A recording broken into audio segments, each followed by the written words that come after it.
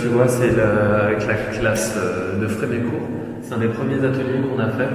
Et donc, où l'idée, c'était d'essayer de lier des parties architecturales qu'on peut retrouver ici, notamment du village, qu'ils s'approprient et qu'ils essaient de retransformer.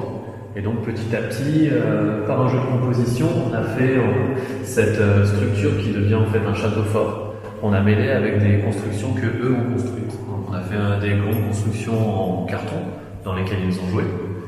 Et petit à petit, on les a mêlés à des architectures pour repenser en fait différemment l'espace dans lequel ils vivent. Juste à côté, donc, tu as tout cet atelier à deux dont je parlais tout à l'heure. Ici, donc, c'est une scène de cauchemar qui a été pensée par les enfants, par les ados même. Et à côté, on a Striptease qui représente une scène de chambre où ils ont voulu exprimer comment ils pensaient cet espace. Et moi, ce que j'ai réussi à en soustraire, en tout cas, ça a été qu'il se passait beaucoup de choses, et notamment pour certains, c'était un moyen de repli, d'autres c'était un moyen d'expression, d'autres c'était des moments qui étaient violents qui vivaient dans cette chambre. Et donc, on a essayé d'exprimer ça. Ici, il y a cette petite scène qui tenait à cœur aux enfants, avec cette idée des filtres qu'on peut trouver sur les applications type Snapchat. Comment est-ce qu'ils ont conscience de se mentir à eux-mêmes et comment ils essaient de se choisir différemment. Ici, il y avait une espèce de volonté de construction aussi. Moi, c'est quelque chose qui me tient à cœur aussi, et comment eux essaient de repenser. Donc, on a pris une structure réelle qu'on a remis en jeu comme si eux pouvaient se l'emparer. Et à côté, ces personnages l'un qui joue, l'autre qui le surprend, et là où on pense que la chambre, ça peut être un moment de sérénité, tous ne le vivent pas de la même façon. Donc voilà, on a essayé de jouer un peu sur tout ça. Donc où j'essaie de leur faire prendre des photos et de raconter d'autres choses avec, par des découpages, par du collage, du montage en fait. Et à partir de ces montages, on fait des sélections et on va faire une seule image qu'on va ensuite projeter. Par projection, on fait un dessin au préalable et ensuite on arrive dans la couleur, dans la pratique.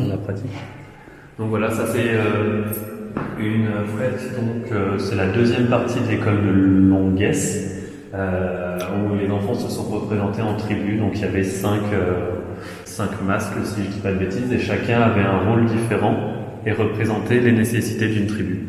Donc où voilà, dans le jeu, on avait besoin d'un joueur, donc on a un personnage qui représente ça. On va avoir quelqu'un qui va s'occuper de faire le feu, on va avoir un cuisinier.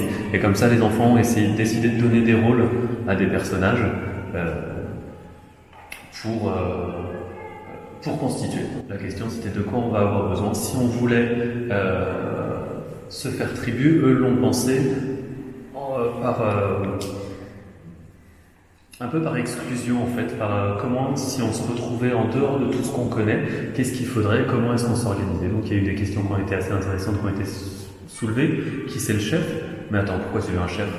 Et ensuite on commence à discuter. Ah oui, mais est-ce qu'il faut que ce soit un homme? Est-ce qu'il faut que ce soit une femme? Est-ce que ça a un sens ou pas? Et c'est des questions qui ont été soulevées par les enfants eux-mêmes, et ça c'était assez super parce qu'on est rentré dans des vraies discussions autour de ça.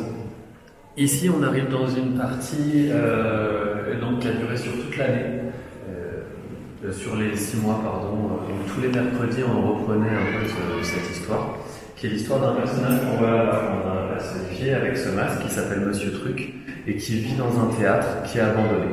Et donc, en fait, on a décidé que notre tribu, en fait, ça allait être des personnages qui vont se retrouver, qui sont perdus. Cette idée de perte, de déambulation. Qu'on a représenté sur ce dessin, donc avec les enfants toujours, de perte et de découverte d'un lieu, un lieu nouveau dans lequel on va raconter une nouvelle histoire. Et les personnages se retrouvent dans ce lieu, et c'est ce lieu qui fait le lieu. Et donc toute l'histoire qui a été écrite par les enfants raconte l'histoire de ce lieu, du personnage, donc Monsieur Truc qui y vit, et qui leur propose de venir jouer une pièce. Et donc la pièce s'appelle « Il y a un truc qui tourne par rond ». Et petit à petit, les personnages se prennent au jeu, rentrent dans l'histoire, redonnent vie au théâtre. Et lorsque la représentation est donnée, le public découvre l'histoire des personnages et l'histoire tourne en boucle comme ça, sans fin, avec ces personnages qui sont perdus, qui jouent une pièce, qui se rejouent eux-mêmes et qui se réinventent à chaque fois. Donc toute la pièce, ici on a les dessins qui représentent ça.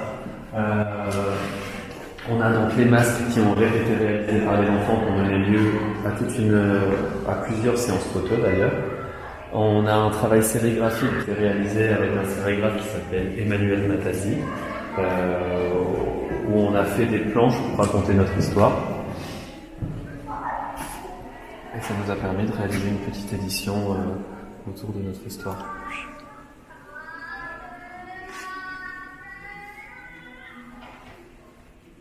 Voilà, le fameux Monsieur Truc.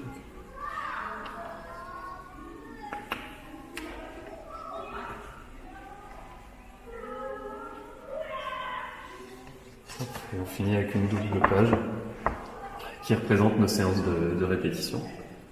Et donc le jeu, c'était à la fin de l'histoire, la représentation commence et on retourne au début de l'histoire. J'ai proposé en fait sur une semaine d'atelier avec des enfants, d'autres enfants que ceux-là, je leur ai raconté notre histoire et je leur ai proposé de trouver une forme et qu'on puisse construire leur imaginaire du théâtre. Donc c'est en même temps la maison dans laquelle vit notre personnage et c'est en même temps le décor de notre théâtre. Donc on a essayé pour l'exposition de le jouer vraiment comme un théâtre et tout à l'heure pendant le vernissage, les enfants vont raconter l'histoire et jouer 2-3 petites scénettes autour de cette salle.